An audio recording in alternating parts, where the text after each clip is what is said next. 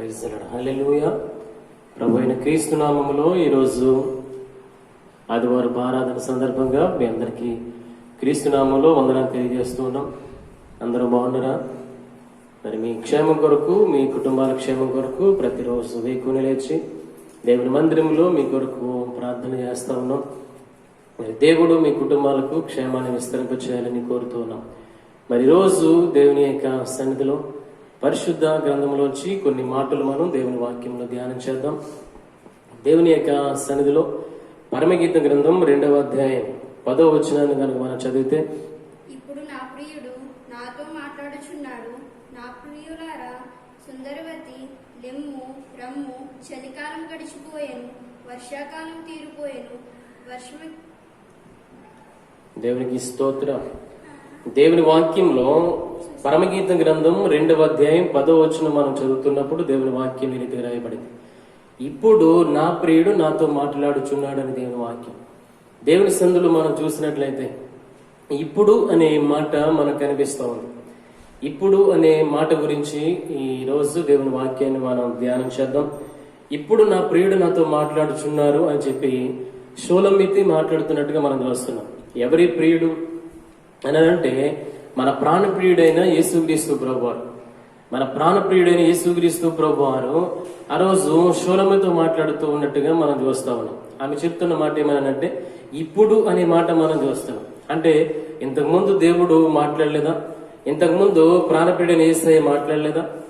ఇంతకుముందు చాలా సార్లు మాట్లాడినా కానీ ఆమె ఇప్పుడే వింటుంది. అందుకని ఇప్పుడు నా ప్రాణప్రియుడు నాతో మాట్లాడుచున్నాడు అని చెప్పి ఆమె మాట్లాడుతున్నట్టుగా మనం చూస్తున్నాం. దేవుడు ఈరోజు మనతో కూడా ఇప్పుడే దేవుడు మనతో మాట్లాడుతున్నాడా? ఇంతకుముందు మాట్లాడలేదా మనతో? ఇంతకుముందు చాలా సార్లు దేవుడు మాట్లాడారు. ఇంతకుముందు చాలా సార్లు ఆయన మనం దర్శించారు. ఇంతకుముందు చాలా సార్లు సందర్భాల్లో ఆయా రీతిగా దేవుడు మనతో మాట్లాడారు. అనాది కాలం చూస్తే ప్రవక్తుల్లోంచి అనేక మంది దైవజనుల్లోంచి దేవుడు మాట్లాడుతూ వస్తూ ఉన్నారు. కానీ ప్రజలు గ్రహించలేదు, గైకొనలేదు, దేవుని మాటలు పట్టించుకోలేదు. నీ క్షేమకాలంలో నీతో మాట్లాడాను కానీ నీవు వినని నీవు అన్నావు అని చెప్పి ఇర్మియా ద్వారా దేవుడు మాట్లాడేది మనం చూస్తాం. కాబట్టి దేవుని వాక్యంలో ఇప్పుడు దేవుడు మాట్లాడుతున్నాడు అని చెప్పి షోలమితి గ్రహించింది. ఇప్పటికైనా ఆమె గ్రహించింది, సంతోషించాలి. ఈ రోజున దేవుడు ఇంతకు ముందు నుంచి దేవుడు మనతో మాట్లాడుతున్నారు, ఇప్పుడు కూడా దేవుడు మనతో మాట్లాడుతున్నారు. ఇప్పటికైనా మనం దేవుని యొక్క సన్నిధిలో ఆయన మాట్లాడుచున్న మాటలు వినడానికి మనం ఇష్టపడితే దేవుని ఆశీర్వాదాన్ని మనం పొందగలుగుతాం. దేవుని యొక్క సన్నిధిలో దేవుని వాక్యం చూస్తుంటే షోలమితి మాట్లాడుతూ ఇప్పుడు నా ప్రాణప్రియుడు నాతో మాట్లాడుచున్నాడని చెప్పి ఆమె మాట్లాడుతుంది. ఇప్పుడు నేను ఆయన మాట వింటున్నానని చెప్పి ఈ రోజున ఇంతకు ముందు వరకు ఆయన మాట్లాడిన మాటలు వినకపోతే, దేవుని వాక్యాన్ని వినకపోతే ఇప్పుడైనా దేవుని మాట వింటే అది మనకు మేలు. ఇప్పుడు దేవుడు మనతో మాట్లాడుతున్న ఈ మాటలు వింటూ ఆయన మాటకు లోబడితే మనకది మేలు, ఎంతో ఆశీర్వాదం అని దేవుని వాక్యాన్ని బట్టి మీకు తెలియజేస్తా ఉన్నా. పరిశుద్ధ గ్రంథంలో మరొక మాట మనం చూసినట్లయితే దేవుని వాక్యంలో యోబు గ్రంథం 42వ అధ్యాయం 2వ వాక్యాన్ని చదివితే, నీవు సమస్త క్రియలను చేయగలవనియు నీవు ఉద్దేశించినది ఏది విశ్వలం కానేరగనియు నేను ఇప్పుడు తెలుసుకుంటేని. దేవునికి స్తోత్రం. దేవుని వాక్యంలో మనం చూస్తూ ఉన్నప్పుడు నీవు సమస్త క్రియలు చేయగలవని, నీవు సమస్త కార్యాలు చేయగలిగిన సమర్థుడు అని నేను ఇప్పుడు తెలుసుకున్నాను అని చెప్పట్టున్నాడు యోబు భక్తుడు. అంటే అంతకుముందు దేవుడు చేయగలడని చెప్పి ఆయనకు తెలీదా? నేను ఇప్పుడే తెలుసుకుంటున్నానని చెప్పి అన్నాడే. అంతకుముందు దేవుడు చాలా కార్యాలు చేశాడు, చాలా అద్భుత కార్యాలు చేశాడు, సమస్తమైన కార్యాలు ఆయన చేయగలిగిన దేవుడు అని తెలుసు. నేను ఇప్పుడే తెలుసుకుంటున్నానని చెప్పి అన్నాడే. ఇప్పటికైనా ఆయన గ్రహించగలిగాడు.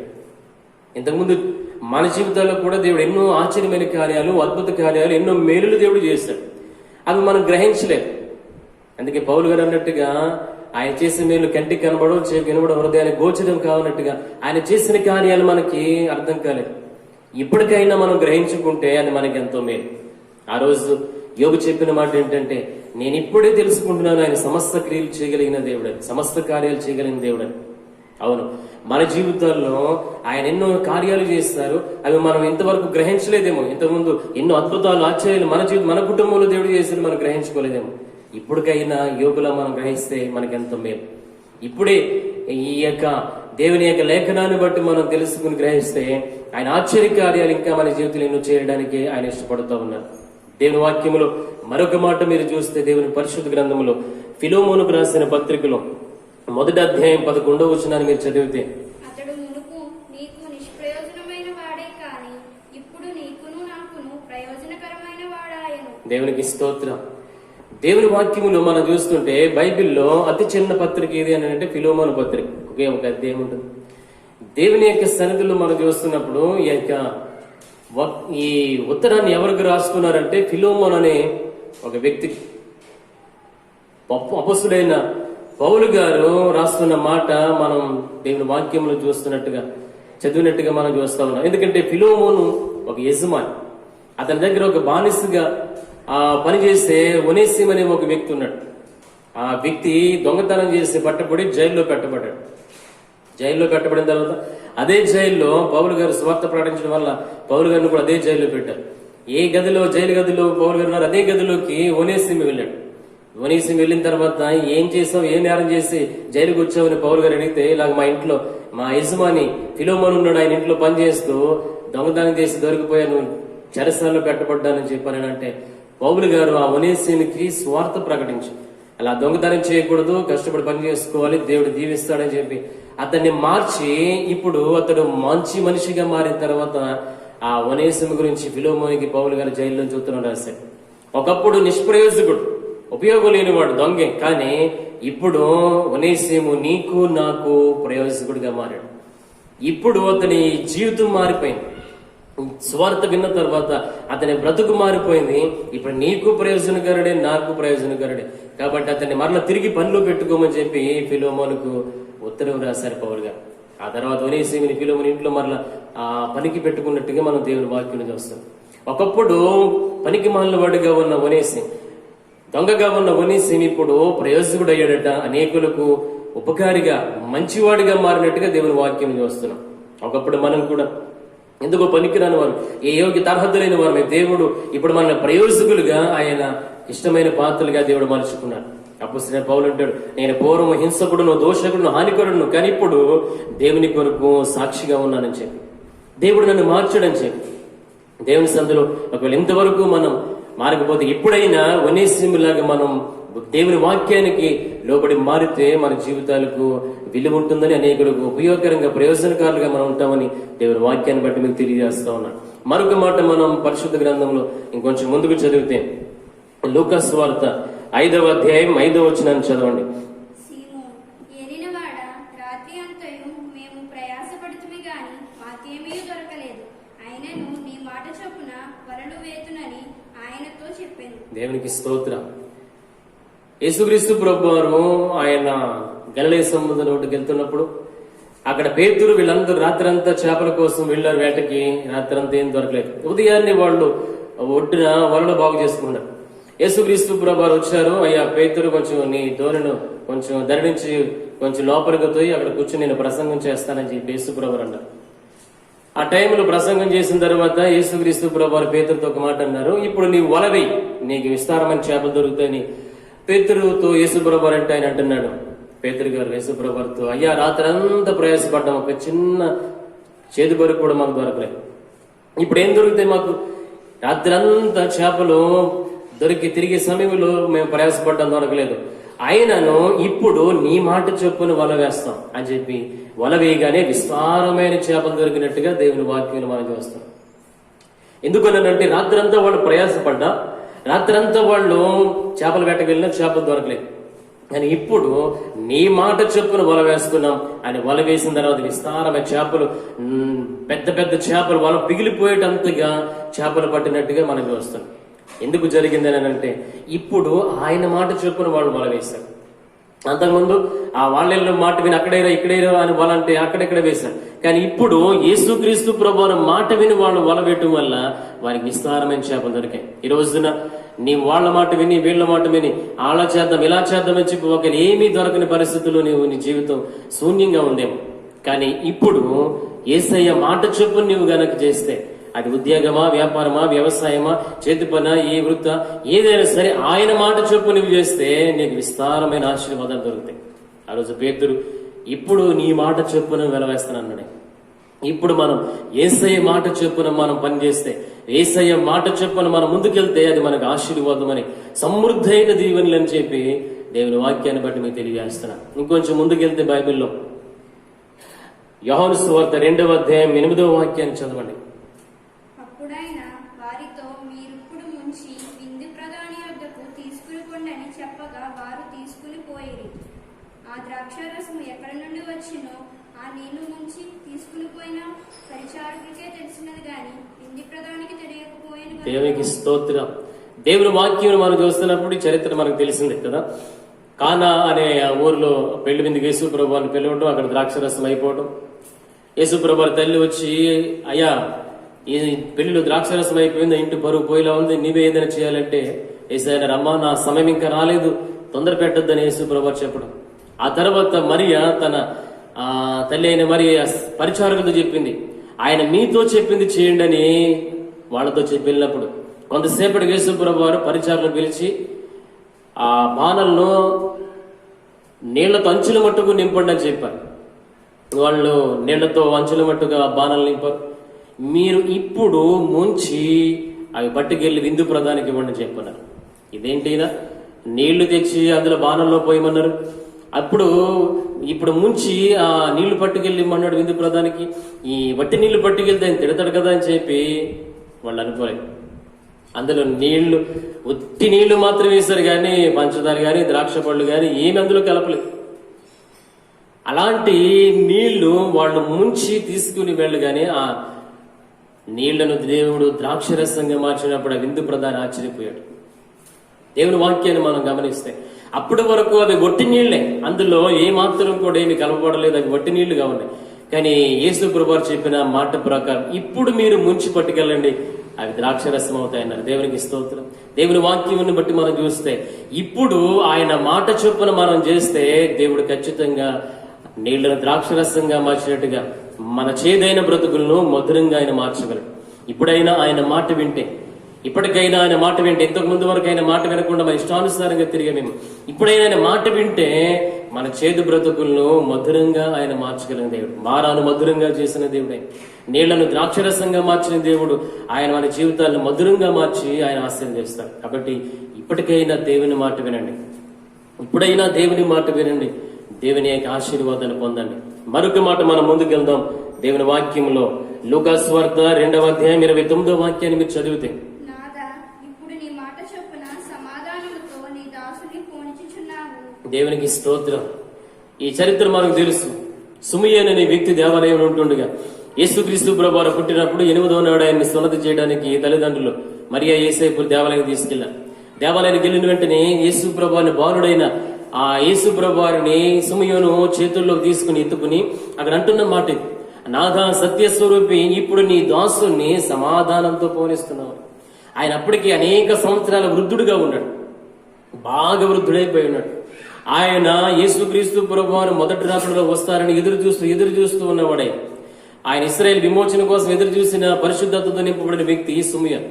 అలాంటి వ్యక్తి యేసయ్య మొదటి రాకడ కోసం చూస్తూ ఆయన పుట్టే వరకు చనిపోకుండా అలాగే ఉన్నాడంట. ఆయన చాలా సంవత్సరాలు గడిచిన వృద్ధుడుగా యేసు ప్రభువారు పుట్టి మందిరానికి తీసుకొచ్చిన తర్వాత ఆయన ఎత్తుకుని ఆ బాలుడే యేసు ప్రభువుని అన్నాడు, నాదా సత్యస్వరూపి, ఇప్పుడు నీ దాసుని సమాధానంతో పోనిస్తున్నాడు. అంటే ఇప్పుడు నేను సమాధానంతో చనిపోతాను, ఇక దేవుని రాజ్యానికి వెళ్తానని.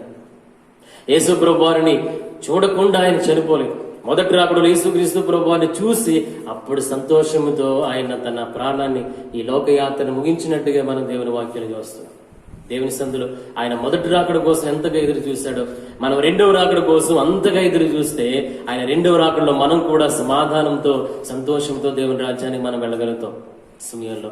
కాబట్టి ఇప్పుడు సంతోషంతో ఆయన దేవుని రాజ్యానికి వెళ్ళారు. సుమియోను లాంటి ఆ నిరీక్షణ మనం కూడా కలిగి ఉండాలని దేవుని వాక్యాన్ని బట్టి మీకు తెలియజేస్తా ఉన్నాం. మరొక మాటలో మనం ముందుకెళ్తే పరిశుద్ధ గ్రంథములో మత్తయి సువార్త 27వ అధ్యాయం 42వ వాక్యాన్ని కనుక మీరు చదివితే, వీడు ఇతరులను రక్షించెను, తన్ను తానే రక్షించుకొనలేడు. ఇశ్రాయేలు రాజు కదా, ఇప్పుడు సిలువ మీద నుండి దిగిన ఎడల వాని నమ్ముదుము. దేవునికి స్తోత్రం. ఇది జరిగిన చరిత్ర మనకి ఎప్పుడు అంటే యేసు ప్రభువుని సిలువేసినప్పుడు ఆ సిలువలో చెరువు పక్కన ఇద్దరు దొంగలు సిలువేస్తారు.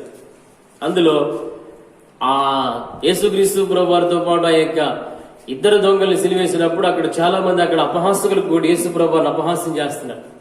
వీడు యూదులకు రాజట, గొప్ప రాజు అని చెప్పి ఇలాగ చాలా గొప్పలు చెప్పారు కదా. మరి ఇప్పుడు మేకులు కొడితే ఏమాత్రం కూడా ఊడబీకుని దిగలేకపోతుందండి. దేవుడైతే లేకపోతే రాజు అయితే ఇంత గొప్ప గొప్ప ఆశ్చర్యకార్యాలు చేసిన వ్యక్తి అయితే చనిపోయిన వాళ్ళని కూడా బ్రతికించారన్నారు కదా. ఇప్పుడు మేకులు కూడా తీసుకుని సిలువ మించి దిగితే మనం ఇప్పుడు నమ్ముదామరా దేవుడు అని చెప్పి అన్నారా? గమనించండి, వెటకారంగా మాట్లాడుతున్నారు ఆ రోజు. ఎందుకంటే సిలువ మించి మేకులు కూడా తీసుకుని దిగమన్నాడు. రెండవ దొంగ కూడా అదే రీతిగా అపహాసం చేస్తున్నాడు. నేను రక్షించుకో, నన్ను మమ్మల్ని కూడా రక్షించని చెప్పి. గమనించాలి, ఆ రోజున ఆయన మేకులు ఆయన తీసుకుని ఆయన దిగటం ఆయన పెద్ద కష్టమైన పని కాదు. ఆయన ఎందుకు ఆయన సిలువ వేయబడ్డారు, మేకులు కొట్టబడ్డారంటే పాపులమైన మన కోసం, ఆయన రక్తాన్ని చిందించడం కోసం, తన పరిశుద్ధ రక్తంలో ప్రజల పాపాలను కడగడం కోసం ఆయన సిలువ వేయబడి మేకులు కొట్టబడ్డాయి. ఆయన తన ప్రాణం పెట్టడానికి లోకానికి వచ్చారు కాబట్టి ఆయన ప్రాణం పెట్టి సిలువలో చనిపోయారు. కాబట్టి ఆయన మేకులు కూడా తీసుకుని దిగడం ఆయన పెద్ద పనేం కాదు. ఆయన ఎందుకు చివరి వరకు ఆయన అలా వేలాడారంటే రక్తమంతా మన కోసం ఆయన మన పాపాలను కడగడానికి ఆయన దారిపోసారు. ఈ సత్యాన్ని వాళ్ళు ఆ రోజు గ్రహించలేక ఆయన ఆ రీతిగా అపహాసం చేసినట్టుగా మనం చూస్తూ ఉన్నాం. ఆ రోజు వాళ్ళు అన్నట్టుగా ఒకవేళ ఈ రోజు ఇప్పటికి కూడా అలాగా యేసుప్రభుని అపహాసం చేస్తున్నామేమో. ఆయన అపహాసం చేయడం మరి ఇప్పటికైనా ఆయన సిలువ ఎందుకు వేయబడ్డారు, ఎందుకు మేకులు కొట్టబడ్డాయో మీరు తెలుసుకుని ఆ సిలువ చెంతకు వచ్చి పాప క్షమాపణ నిమిత్తం మీరు మారు మనసు పొంది బాప్తిసం పొందాలని ఈ సందర్భంగా మీకు తెలియజేస్తా ఉన్నాను. ఎందుకంటే దేవుని వాక్యం తెలియజేస్తా ఉంది పరిశుద్ధ గ్రంథం 2 కొరింథీ పత్రిక 6:2 అనుకూల సమయమందు నీ మొర ఆలకించితిని, రక్షణ దినమందు నిన్ను ఆదుకొంటిని అని ఆయన చెప్పుచున్నాడు కదా. ఇదిగో ఇప్పుడే మిక్కిలి అనుకూలమైన సమయము, ఇదిగో ఇదే రక్షణ దినము. దేవునికి స్తోత్రం. ఇదిగో ఇప్పుడే మిక్కిలి అనుకూల సమయం, ఇదే రక్షణ దినం అని చెప్పి అంటున్నాడు. ఎందుకు? యేసుక్రీస్తు ప్రభువు వారి సిలువలో ప్రాణం పెట్టి మేకులు కొట్టి రక్తం కాచింది. ఎందుకంటే మనకు రక్షణ ఇవ్వడానికి, ఆత్మకు రక్షణ ఇవ్వడానికి, ఆత్మ నరకానికి పోకుండా తప్పించడం కోసం, పరలోకానికి చేర్చడం కోసం ఆయన రక్షణ సిద్ధం చేశారు. ఇప్పుడు రక్షణ పొందాలి, ఇంకా టైం ఉందలే, వయసు ఉందలే, ఇంకా చాలా రోజులు ఉందలే, ఇంకా రాకడ చాలా దూరంగా ఉందని అని చెప్పి అనుకుని వాయిదాలు వేయకండి. ఎందుకంటే ఇప్పుడే మిక్కిలి అనుకూల సమయం అన్నాడు. ఇప్పుడు జరుగుతున్న లోకంలో పరిస్థితులు మీరు చూస్తున్నారు కదా. భయంకరమైన పరిస్థితులు, భూకంపాలు, సునామీలు, గ్యాస్ లీకేజీలు, కరోనా వైరస్, మిడతల దండులు, ఇవన్నీ మీరు చూస్తున్నారు. ఇవన్నిటి నుంచి ఇంకా రాబోయే దినాలు భయంకరమైన ఉగ్రత నుంచి తప్పించుకోవాలంటే యేసు ప్రభు వారి నామంలో రక్షణ పొందాలి. అలా ఎవరైతే రక్షణ పొందుతారో వారు రక్షించబడతారు ఉగ్రత నుంచి, వారు రక్షించబడతారు ఉగ్రత నుంచి. అందుకని ఇదే మిక్కిలి అనుకూల సమయం అని చెప్పి అన్నాడు రక్షణ పొందడానికి. ఒకవేళ ఇంకా మీరు బాప్తిసం పొందలేదేమో, ఇంకా రక్షణ పొందలేదేమో, త్వరగా యేసు ప్రభువు అనే దేవునిగా నమ్మి ఆయన చెంతకు వచ్చి పాపక్షమాపణ నిమిత్తం యేసుక్రీస్తు నామములో బాప్తిసం ఉంది రక్షణ పాత్రను, రక్షణ కిరీటాన్ని, రక్షణ వస్త్రాన్ని మీరు ధరించుకోవాలని చెప్పి ప్రేమతో మీకు తెలియజేస్తా ఉన్నాను. ఆ రక్షణ పొందితే ఎంత గొప్ప భాగ్యమో తెలుసా? దేవుని వాక్యంలో మీరు చూస్తే లోక సువార్త 16:25 ఒక ధనవంతుడు, దరిద్రుడు మనకు కనిపిస్తూ ఉన్నారు. ఆ 16:25 చదవండి. అందుకు అబ్రహాము, కుమారుడా, నీవు నీ జీవితకాలమంతయు నీకిష్టమైనట్టు సుఖము అనుభవించితివి, అలాగునని లాజరు కష్టము అనుభవించినని జ్ఞాపకము చేసుకొనుము. ఇప్పుడైతే వాడు ఇక్కడ నెమ్మది పొందుచున్నాడు. దేవునికి స్తోత్రం. దేవుని వాక్యములో ధనవంతుడు లాజరు గురించి మనకు తెలిసిన చరిత్రలో అక్కడ ధనవంతుడు చనిపోయి ఆ పాతాళంలో పడి యాతన పడుతుంటే దరిద్రుడు అయిన లాజరు పరలోకములో హాయిగా అబ్రహాము రమ్మున ఆనుకుని ఉన్నాడు. ఆ టైంలో ఆ ధనవంతుని కేకలు పెడుతున్నాడు, లాజరుని పంపించాడు, నీటి చుక్క నా నాలుగు మీద వేస్తే నా బాధ చల్లారుతుందని చెప్పి అంటుంటే అబ్రహాం అన్నాడు, భూలోకంలో నీకు ఇష్టమైనట్టు సుఖాన్ని అనుభవించావు, దేవుని నమ్మమంటే నమ్మలేదు, రక్షణ పొందమంటే పొందలేదు. కానీ లాజరు రక్షణ పొందాడు, దేవుని నమ్ముకున్నాడు, ఆ బాధలైన వ్యాధైన అలాగే సహనం కలిగి ఉన్నాడు. కాబట్టి ఈరోజు ఇప్పుడైతే వాడు ఇక్కడ నెమ్మది పొందుతున్నాడు. నీవు అగ్ని జ్వాలలో యాతన పడుతున్నావని అబ్రహాం చెప్పాడు.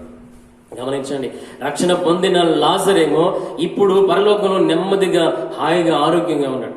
ఈ లోకంలో సుఖాన్ని అనుభవించి రక్షణ పొందకుండా దేవుణ్ణి నమ్మకుండా జీవించిన ధనవంతుడు ఇప్పుడు పాతాళములో నరక యాతన అనుభవిస్తున్నాడు. అందుకే రక్షణ పొందాలి అని చెప్పి యేసుక్రీస్తుని దేవునికి అంగీకరించాలని చెప్పి పదే మీకు చెప్పేది. అందుకని బాప్తిసం పొందాలని చెప్పేది. అందుకనే ధనవంతుడు రక్షణ పొందలేదు కాబట్టి నరకంలోకి వెళ్ళి యాతన పడుతున్నాడు. లాజరు రక్షణ పొందాడు కాబట్టి ఈరోజు ఇప్పుడు వాడు నెమ్మదితో ఉన్నాడని చెప్పి. అందుకే రోమపత్రికలో 8:1 మీరు చదివితే, కాబట్టి ఇప్పుడు వారికి ఏ శిక్ష విధి లేదు. దేవునికి స్తోత్రం. దేవుని వాక్యములో మనం చూస్తూ ఉన్నప్పుడు, కాబట్టి ఇప్పుడు క్రీస్తు యేసునందున్న వారికి ఏ శిక్షా విధి లేదని చెప్పి పౌలు గారు రాస్తారు. ఇప్పుడు అనే మాట గురించి మనం చూస్తున్నాం. ఇప్పుడు క్రీస్తులో ఎవరైతే నిలిచి ఉంటారో వారికి ఏ శిక్ష ఉండదట, నరక శిక్ష ఉండదు, ఉగ్రత నుంచి దేవుడు వారిని తప్పిస్తాడు. ఇంతకుముందు ఉన్నానండి క్రీస్తులో, ఇంతకుముందు దేవునిలో భక్తి చేస్తానండి, ఇప్పుడు దేవునికి దూరంగా ఉన్నానంటే కుదరదు. ఇంతకుముందు ఎంత భక్తి చేసినా, ఇంతకుముందు ఎన్ని చేసినా, దేవుని కొరకు ఎన్ని చేసినా, ఇప్పుడు దేవునిలో నిలిచి ఉంటేనే ఉగ్రత నుంచి శిక్ష నుంచి మనం తప్పించబడతాం. ఇంతకుముందు ఎంత భక్తి చేసినా అది లెక్కలోకి లేదు. కానీ ఇప్పుడు ప్రెసెంట్ ఇప్పుడైతే ఎవరైతే దేవుని కలిగి ఉంటారో, దేవుని భక్తి మార్గంలో నడుస్తారో, దేవునికి నమ్మకంగా ఉంటారో వాళ్ళు మాత్రమే శిక్ష నుంచి తప్పించబడతారని దేవుని వాక్యం చాలా స్పష్టంగా తెలియజేస్తా ఉంది. కాబట్టి ఇప్పుడు క్రీస్తులో నిలిచి ఉండాలి, అది ప్రాముఖ్యం. ఇప్పుడు దేవుని నుంచి తొలగిపోకుండా, దేవుని సంధి నుంచి దూరంగా వెళ్ళిపోకుండా దేవునిలో నిలిచి ఉన్న వాళ్ళే ఆ రాబోయే శిక్ష నుంచి తప్పించబడతారని వాక్యం చాలా స్పష్టంగా తెలియజేస్తా ఉంది. మరొక మాట యోహాను సువార్తలో 5వ అధ్యాయం 25వ వచనం మనం చూస్తున్నప్పుడు, మృతులు దేవుని కుమారుని శబ్దము విని గడియ వచ్చుచున్నది, ఇప్పుడే వచ్చి ఉన్నది. దేవునికి స్తోత్రం.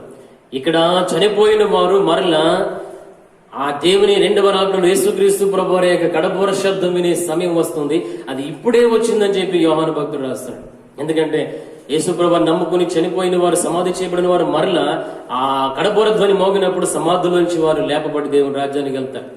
ఆ శబ్దం వినే గడి ఇప్పుడే వచ్చింది, చాలా సమీపంగా ఉంది. యేసు ప్రభువారి యొక్క రాకడ, కడపూర ధ్వని ఆ మోగే టైం దగ్గరికి వచ్చిందని చెప్పి యోహాను భక్తుడు చెప్తా ఉన్నాడు. ఎప్పుడో వస్తాడైనా, ఆయన రాకడ ఎప్పుడో అని చెప్పి అనుకోకండి, చాలా దగ్గరగా, ఆయన సమీపంగా ఉన్నట్టుగా ఆయన కడపూర ధ్వని వినే సమయానికి మనం వస్తా ఉన్నాం.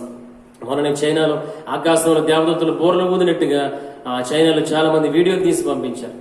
ఆయన రాకడ సమీపిస్తున్నట్టుగా, ఆ బోర్ల శబ్దం మోగుతున్నట్టుగా మనం దేవుని యొక్క సన్నిధిలో మనం చూస్తాం. ఇవన్నీ చూస్తున్నప్పుడు ఆయన రాకడ చాలా దగ్గరకు ఉందని, అది ఇప్పుడే ఆయన రాకడ వచ్చుచున్నవాడు ఆలస్యం చేయకొస్తున్నాడని చెప్పి మరీ ఎక్కువగా ఆయన భయభక్తులు కలిగి ఉండాలని ప్రేమతో మీకు తెలియజేస్తున్నాం.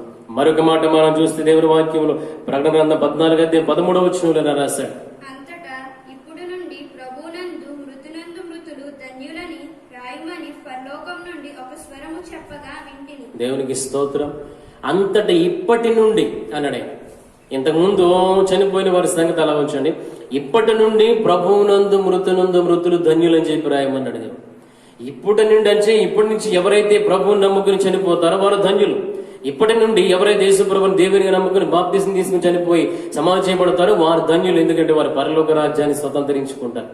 అందుకని ప్రభువునందు మృతులు ధన్యులు అని చెప్పని రాశాడు. ప్రభువును కలిగి చనిపోతే అది ఎంతో ఆ మరణం ధన్యకరమైన మరణం అని చెప్పి దేవుని వాక్యం తెలియజేస్తుంది. కాబట్టి ఇప్పటికైనా క్రీస్తును దేవునికి అంగీకరించి మనం దేవుని కొరకు ఒకవేళ హతసాక్షులు అయిపోయినా కూడా అది మన పరలోకంలో గొప్ప ఆశీర్వాదం అని మీకు తెలియజేస్తా ఉన్నాను. ఇంకొంచెం ముందుకు వెళ్తే మనం యోహాను సువార్త 11వ అధ్యాయం 22వ వచనములో, ఇప్పుడైనాను నీవు దేవుని ఏమే అడిగిన దేవుడు నీకు అనుగ్రహించినని నేను ఎరుగుదనను. దేవునికి స్తోత్రం. ఈ జరిగిన సంభవం మనకు తెలిసి 11వ అధ్యాయంలో మరియ మార్తలు అనే 2 అక్క చెల్లెలు ఉన్నారు. ఆ 2 అక్క చెల్లెలకి ఒక సహోదరుడు ఉన్నాడు, లాజరే. ఆ వ్యక్తి అతని సహోదరుడు చనిపోయాడు. చనిపోయిన తర్వాత 4 రోజులైంది. యేసు ప్రభువుని కవరు పెట్టారు, బతుకుండగానే ఆయన రావటం ఆలస్యమైంది. ఇంక చనిపోయిన తర్వాత సమాధులు పెట్టారు, రాత్రి సమాధులు.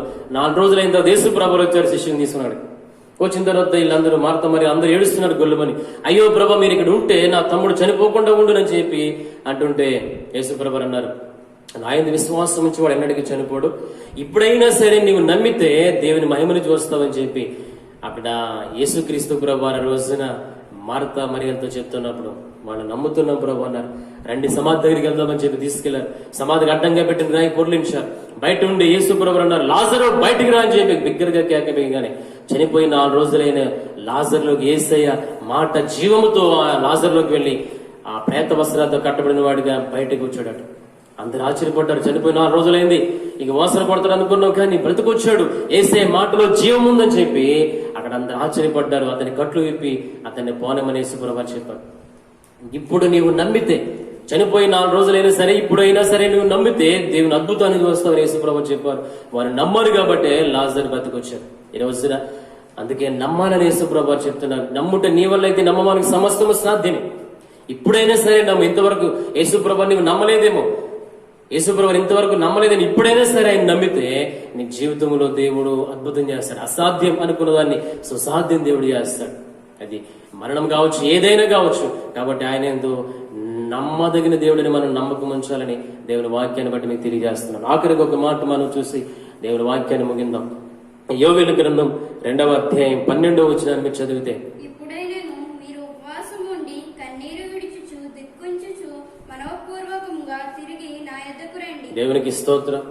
యోవేలు ప్రవక్త ద్వారా దేవుడు చెప్పిన మాట ఇప్పుడైనను అన్నాడు. ఇప్పుడైనను అని ఎందుకన్నాడంటే, ఇంతకు ముందు వరకు మీరు ఉపవాసం ఉండలేదేమో, ఇంత ముందు వరకు కన్నీటి ప్రార్థన చేయలేదేమో, కానీ దేవుని దగ్గరికి రాలేదేమో మనస్ఫూర్తిగా. అందుకన్నాడు ఆయన ఇప్పుడైనా ఉపవాసం ఉంటాడు, ఇప్పుడైనా కన్నీటి ప్రార్థన చేయండి, ఇప్పుడైనా మనస్ఫూర్తిగా నా దగ్గరికి రండి. ఇష్టం లేకుండా వచ్చారేమో ఇంతకాలం బలవంతంగా, ఇప్పుడైనా మనస్ఫూర్తిగా నా దగ్గరికి వస్తే ఏం చేస్తానన్నాడు ఆయన. అత్యంత కృప కలిగిన దేవుడు, కరుణా వాత్సల్యం కలిగిన దేవుడు, మీ మీదకి వస్తున్న కీడు దేవుడు తప్పించి ఆయన రక్షిస్తాడని ఆ రోజు యోవేలు ప్రవక్త చెప్పాడు. ఈ రోజు మన మీదకి కరోనా తెగులు కీడు మన మీదకి, మన దేశాల మీద, ప్రపంచం మీదకి వస్తా ఉంది. ఇంకా మిడతల దొండ వస్తా ఉంది, ఇంకా అనేక రకాల భూకంపాలు, అగ్ని ప్రళయం రాబోతా ఉంది. వీటన్నిటి నుంచి తప్పించాలంటే దేవుడు ఇప్పుడైనా ఉపవాసం ఉండి దేవుని దగ్గర రమ్మన్నాడు, ఇప్పుడైనా కన్నీటి ప్రార్థన చేయమన్నాడు, ఇప్పుడైనా మనస్ఫూర్తిగా రండి అన్నాడు, ఇప్పుడైనా మందిరానికి రండి అని దేవుడు పిలుస్తూ ఉన్నాడు. దేవుని సందులో ఈ ఉదయం మనం గమనిస్తే మొదటిగా మనం చదువు పరమగీతం గ్రంథంలో ఇప్పుడు నా ప్రియుడు నాతో మాట్లాడుతున్నాడు. మన ప్రాణపడిన యేసుక్రీస్తు ప్రభువారు ఇప్పుడు మాట్లాడటం కాదు, ఇప్పుడు ఆయన అనాదిలోంచి మాట్లాడుతున్నాడు, కానీ ప్రజలు లెక్క చేయట్లేదు. కానీ తిరిగి మరలా దేవుడు మాట్లాడుతున్నాడు. ఇప్పుడు ఈ మాటలు వింటున్న మీరు ఇప్పుడైనా దేవుని మాటకు మీరు లోపడితే, ఇప్పుడైనా దేవుని మాట ఆయన దగ్గరకు వస్తే, ఇప్పుడైనా ఆయనకి విధేయత చూపిస్తే, ఇప్పుడైనా దేవుని సందులో మీరు మోకరించి ప్రార్థన చేయగలిగితే, ఆయనకు నమ్మకస్తులుగా మీరుంటే, ఆయనకు నమ్మకం ఉంచితే దేవుడు ఆయన రక్షించగలిగిన దేవుడు అని చెప్పి ఈ లోకంలో దేవుడు కాపాడుతాడు. చనిపోయిన తర్వాత కూడా దేవుడు నరకానికి వెళ్లకుండా పరలోకానికి ఆయన చేర్చగలిగిన సమర్థుడు. అందుకని ఇప్పుడైనా నా మాట వినమని చెప్పన్నాడు. ఇప్పుడైనా సరే నా మాటకు లోబడండి అని చెప్పి యేసుక్రీస్తు ప్రభువారు ఆయన ప్రేమతో పిలుస్తా ఉన్నారు. ఇప్పుడైనా నా దగ్గరికి రండి అని చెప్పి పిలుస్తున్నాడు దేవుడు. ఆయన పిల్లలారా నా మాట వినండి అని చెప్పి, ప్రయాసపడి భారం మోసి కూడా సమస్యలు నా దగ్గర రండి అని చెప్పి దేవుడు పిలుస్తూ ఉన్నాడు. ఇప్పుడైనా ఆ ప్రేమ కలిగిన దేవుని మాట విని ఇప్పుడైనా దేవుని దగ్గరికి వస్తే ఆయన క్షమించడానికి ఆయన ఇష్టపడుతూ ఉన్నాడు, ఆయన రక్షించడానికి దేవుడు ఇష్టపడుతూ ఉన్నాడు. కాబట్టి ఇప్పుడైనా సరే దేవుని దగ్గరికి రండి, మించిపోయింది లేదు. ఇంకా ఆయన అంటున్నాడు సమయం ఉంది, ఇంకా కృపాకాలంలో మనం ఉన్నాం. కాబట్టి ఇప్పుడైనా సరే దేవుని దగ్గరికి రావాలని, ఆయన రక్షణ పొందాలని, ఆయన మార్గంలో నడవాలని, ఆయన మహిమ తెచ్చేవారిగా ఉండాలని, ఆయన రాజ్యానికి వారసులు కావాలని ప్రేమతో మీకు తెలియజేస్తూ మరి కొద్ది మాటలు ముగిస్తున్నాను. దేవుడి మాటలు ప్రతి హృదయంలో ఫలింపచేయను గాక. ఆమేన్. మీ కొరకు చిన్న ప్రార్థన చేస్తాను. తరలో వచ్చి ప్రార్థనలు ఏకీవించండి. మహాగణుడా, మహోన్నతుడా, సర్వోన్నతుడా, జీవాధిపతి అయిన మా ప్రభు మీకు వందనాలు స్తోత్రాలు చెల్లిస్తున్నాం. ఆయా ఈ ఉదయకాల సమయంలో ఆయా మీ సన్నిధిలో ప్రభు తండ్రి ఇంతవరకు నిలబెట్టి కొన్ని మాటలు ప్రభు మీరు మాతో మాట్లాడారు. విన్న మాటలు ప్రతి ఫలింపచేయండి. అయా ప్రభా ఇప్పుడు మీరు నాతో మాట్లాడుతున్నారని చెప్పి, అయా ఇప్పుడు ప్రభా తండ్రి, అయా ప్రభా దేవుడు సమస్త కార్యాలు చేయగలని నీవు మాట్లాడుతున్నాడు. అయా ప్రభా నీవు అప్పుడు ఇప్పుడు నిన్న నేడు నిరంతరం ఏకరీతికున్న దేవుడు తండ్రి. అయా ఇప్పుడైనా ప్రభా ప్రజలు నీ మాట వినేవారిగా, నీకు లోబడేవారిగా, ఇప్పుడైనా రక్షణ పొందేవారిగా, ఇప్పుడైనా ఉపవాసం ఉండి ప్రార్థించేవారిగా, ఇప్పుడైనా మీ రాజ్యానికి బుద్ధిగలిగిన కన్యకలా సిద్ధపడేవారిగా ఉండడానికి సహాయం చేయండి ప్రభా. ఇంకా నిర్లక్ష్యం చేస్తున్న వారితో మాట్లాడండి. అయా ప్రతి ఒక్కరు ప్రభా ఇప్పటికైనా ప్రభా తండ్రి అయా నీ మాటకు విధేయత చూపించి నీ సందుకు ఆరాధిస్తూ మీ రాజ్యానికి సిద్ధపడే కృప దయచేయమని నేను నామములో ప్రార్థన చేస్తుండగా అయా ప్రతి ఒక్కరిని అయా మీరు బలపరచండి, దీవించండి, ఆశీర్వదించండి, ఆరోగ్యం తినిపండి, ఏ తెగులు కూడా సమీపించకుండా మీకు కాపుదలు ఉంచండి. అయా ఉగ్రత నుంచి మీరు తప్పించమని, కేసు చేస్తున్నందుకు మనకి ఏ శిక్ష విధి లేదని వాక్యం తెలియజేస్తా ఉంది. ఇప్పుడు నీలో నిలిచి ఫలించే వరకు ఉండడానికి సహాయం చేయమని, ఆయా విదేశాల్లో ఆయా దూర ప్రాంతాల్లో మీకు కాపుదలు ఉంచమని, మీ సన్నిధి కాదు ప్రతి ఒక్కరిపై ప్రకాశింపజేసి నడిపించమని యేసుక్రీస్తు నామములో ప్రార్థిస్తున్నాం మా పరమ తండ్రి. ఆమేన్. తండ్రైన దేవుని ప్రేమ, కుమారుడైన యేసుక్రీస్తు కృప, పరిశుద్ధాత్మన్యోని సహవాసము, సమాధానం, ఆదరణ దేవుని సందులో మాటలు వింటున్న ప్రతి ఒక్కరికి, లోకం సకల పరిశుద్ధులకు, తన దాసులకు ఆయన కృప సదాకాలంతో నడిపించును గాక. ఆమేన్. యేసు రక్తమే జయం, శిలువ రక్తమే జయం, ప్రవేశంలో సంపూర్ణ విజయం కలుగును గాక. ఆమేన్. Thank you. అందరికి వందనాలు. దేవుడిని దీవించును గాక. ఆమేన్.